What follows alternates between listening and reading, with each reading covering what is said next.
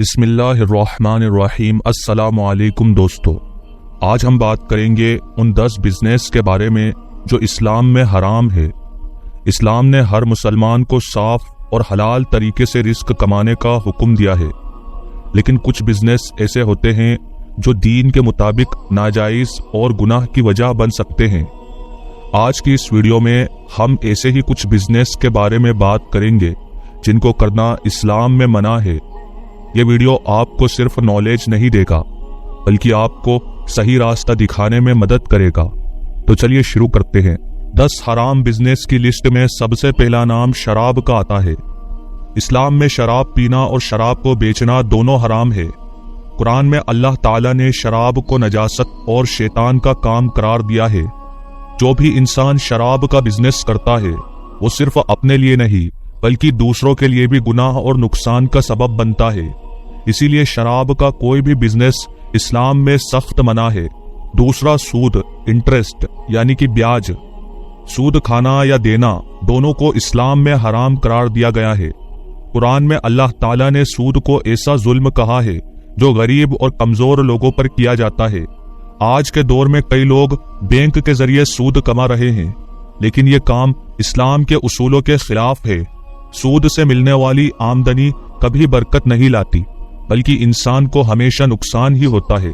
तीसरा, हराम चीजों की तिजारत यानी कि पोर्क यानी कि सुअर का गोश्त और हराम फूड। इस्लाम में पोर्क या हराम गोश्त का बिजनेस करना बिल्कुल हराम है। कुरान में अल्लाह ने सुअर को नजस और पाक चीजों का अपोजिट करार दिया है। जो भी मुसलमान पोर्क या दूसरी हराम चीजों का बिजनेस करता है वो ना सिर्फ अपने लिए गुनाह लिखवाता है बल्कि दूसरों को भी गलत चीज बेचकर नुकसान पहुंचाता है।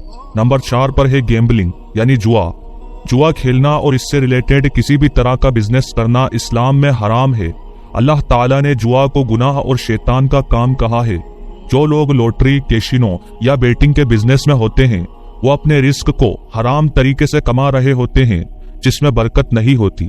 इस तरह का काम नफरत और दुश्मनी को बढ़ाता है और इंसान को जिंदगी में बर्बाद कर देता है। 5वें नंबर पर आता है सेक्स रिलेटेड बिजनेस यानी पोर्नोग्राफी, प्रोस्टिट्यूशन। इस्लाम ने शर्म और हया को इंसानी जिंदगी का एक अहम हिस्सा बनाया है। जो भी बिजनेस इंसानी शर्म और हया को जख्मी करता है, जैसे पोर्नोग्राफी, प्रोस्टिट्यूशन या सेक्स टॉयज का काम, वो इस्लाम में सख्त हराम है। ऐसे बिजनेस इंसान की अखलाक को तबाह करते हैं और समाज में फसाद और बुरी आदतों को फैलाते हैं।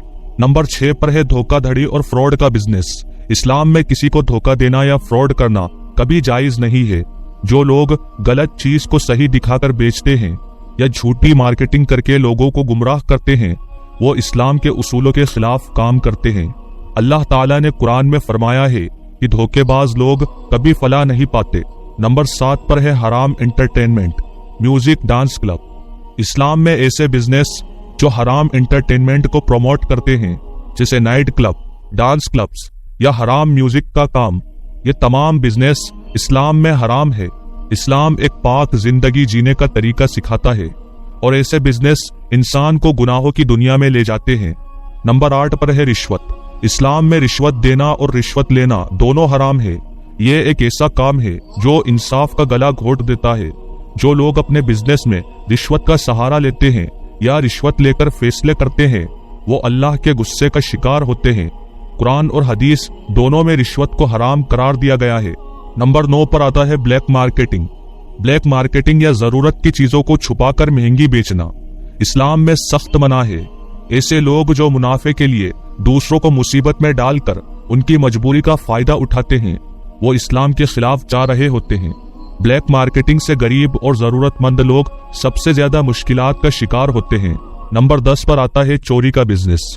चोरी या गैर जायज तरीकों से माल हासिल करना इस्लाम में हराम है। जो लोग चोरी के माल को बेचते हैं या गैर जायज चीजों का बिजनेस करते हैं वो अल्लाह ताला के हुक्म को तोड़ रहे होते हैं। चोरी सिर्फ एक गुनाह नहीं बल्कि ये इंसानियत और ईमान के खिलाफ भी है। दोस्तों, आज हमने इस्लाम में हराम बिजनेस के बारे में जानकारी हासिल की। ये जरूरी है कि हम अपने रिस्क का जरिया हमेशा हलाल और पाक रखें ताकि हमें बरकत मिले और हम दुनिया और आखिरत में कामयाबी हासिल कर सके, दुनिया और आखिरत में कामयाब हो सके। اللہ تعالیٰ سے دعا ہے کہ وہ ہمیں ہمیشہ صحیح راستے پر چلائے اور حرام چیزوں سے دور رکھے۔ اگر آپ کو یہ ویڈیو پسند آئی ہو تو لائک، شیئر اور سبسکرائب ضرور کریں۔ اللہ تبارک و تعالیٰ آپ کا اور ہمارا حامی اور مددگار ہو، آمین۔